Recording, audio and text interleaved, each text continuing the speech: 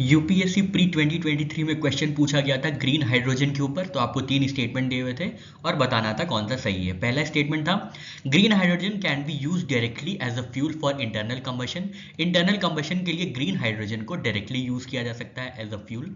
Second statement था it can be blended with natural gas and use as fuel for heat और power generation. मतलब green hydrogen को natural gas के साथ मिलाकर क्या किया जा सकता है, हीट जनरेट किया जा सकता है और पावर जनरेट किया जा सकता है। ये स्टेटमेंट टू था।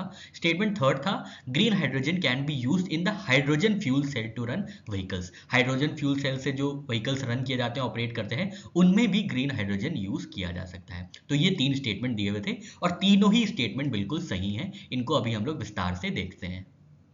पहला स्टेटमेंट क्यों करेक्ट है? क्योंकि ग्रीन हाइड्रोजन का इस्तेमाल होता है हाइड्रोजन इंजन में इंटरनल कंबशन के लिए, इसलिए ग्रीन हाइड्रोजन वाला जो पहला स्टेटमेंट है वो करेक्ट हो जाता है। और इसमें कोई कार्बन एमिशन भी नहीं होता है, जिसकी वजह से कार्बन न्यूट्रलिटी के लिए एक बड़ा बेनिफिट माना जाता है। स्टेटमेंट टू भी करेक्ट क्यों है? क्योंकि हाइड्रोजन को आराम से नेचुरल गैस के साथ नेचुरल गैस पाइपलाइंस में इंजेक्ट किया जा सकता है हीट और पावर जनरेशन के लिए। तो स्टेटमेंट टू भी करेक्ट हो जाता है। स्टेटमेंट थ्री करेक्ट क्यों है? क्योंकि हाइड्रोजन फ्यूल सेल्स जो होते हैं वो ग्रीन हाइड्रोजन की केमिकल एनर्जी यूज करते हैं, जिसकी वजह से ये इफिशिएंटली प्रोड्यूस कर पाते हैं इलेक्ट्रिसिटी। अगर हाइड्रोजन फ्यूल होता है तो प्रोडक्ट्स, जो बाय प्रोडक्ट्स होते हैं, वो इलेक्ट्रिसिटी होते हैं, वाटर होते हैं और हीट होते हैं। तो स्टेटमेंट थर्ड भी करेक्ट हो जाता है।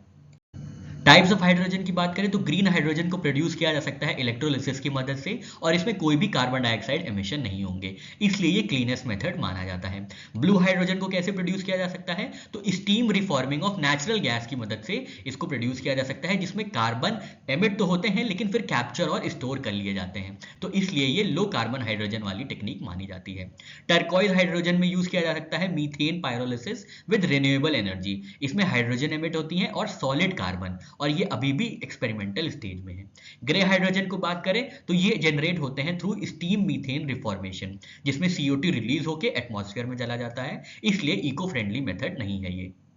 ब्लैक या ब्राउन हाइड्रोजन मोस्ट पोल्यूटिंग होते हैं क्योंकि ये एमिट करते हैं कार्बन मोनोऑक्साइड और कार्बन डाइऑक्साइड, जिनको कैप्चर नहीं किया जाता है।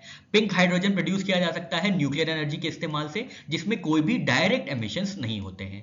येलो हाइड्रोजन को यूज किया जा सकता है electrolysis using solar and mixed energy resources. ये डिपेंड करता है एनर्जी सोर्स पे, तो इनका ड्यूअल यूज टर्म है। ये फॉसिल फ्यूल और रिन्यूएबल एनर्जी मिक्स के साथ यूज किए जा सकते हैं। व्हाइट हाइड्रोजन है नेचुरली अकरिंग अंडरग्राउंड हाइड्रोजन, कोई प्रोडक्शन एमिशंस नहीं होते हैं। फिर गोल्ड हाइड्रोजन लास्ट में आते हैं। Fermentation by bacteria in depleted oil wells, ये होते हैं CO2 कनेक्शन के साथ और जो एक्सटेंड करते हैं लाइफ ऑफ ऑयल वेल्स।